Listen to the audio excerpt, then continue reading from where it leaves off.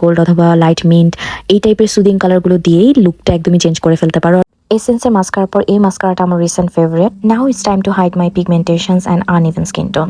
শিগ্লেমের এই ফাটাফাটি ফুল coverage কনসিলারটা use করছি আমার পিগমেন্টেশন হাইড করার জন্য। যদিও এটা আমি কিনেছিলাম আমার কনসিলারের কাজ এবং আমার ফাউন্ডেশনের কাজ করবে, বিকজ এটা ফুল কভারেজ। বাট যেহেতু আমার স্কিন টোন থেকে ডার্ক শেড চলে আসছে, সো এটাকে আমি ফাউন্ডেশনের নিচে আমার কারেক্টর হিসেবে ইউজ করি। আর এটার সাথে আমি আরেকটু ডার্ক শেড ইউজ করি, আমি দেন এটাকে মিক্স করে আমার আনইভেন জায়গাগুলোতে বা পিগমেন্টেশন কালো জায়গাগুলোতে আমি ইউজ করি। এবার ফাউন্ডেশন দিয়ে নিচ্ছি আমার মোস্ট ফেভারিট ফাউন্ডেশন, যেটা আমি সবসময় ইউজ করি।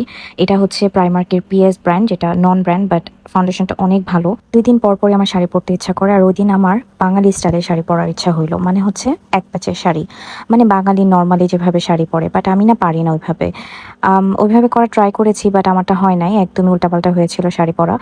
পরে আবার কয়েকটা ছবি টবি তুলে আমি আবার নর্মাল ভাবে শাড়ি পরি। আর মেকআপটাও একদম সিম্পল রাখতে যে একটু বেশি বেশি করে ফেলেছিলাম, বাট তারপর আমার কাছে লুকটা খুবই ভালো লেগেছে। চোখের ইনার কর্নারটা হাইলাইট করে নিচ্ছে। আমি যেরকম মেকআপে করি আমার ইনার কর্নার হাইলাইট না করলে একদমই ভালো লাগে না। ফেস কন্ট্রোর, নোজ কন্ট্রোর সবকিছু ডান, লুজ পাউডার ঝেড়ে নিলাম। এইবার আমি ব্লাশ অ্যাপ্লাই করছি।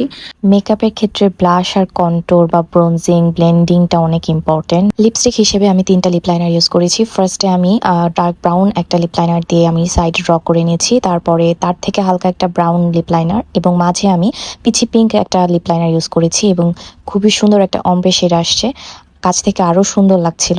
রেড অথবা ডার্ক কালার আউটফিটের সাথে রেড লিপস্টিক অথবা কোনো ডার্ক লিপস্টিক কখনোই মানায় না, তাই আমি নুড কালার লিপস্টিক রাখা ট্রাই করেছি। মিররে লিপ কম্বোটা অনেক সুন্দর লাগছিল, বাট ক্যামেরাতে একদমই বোঝা যাচ্ছে না।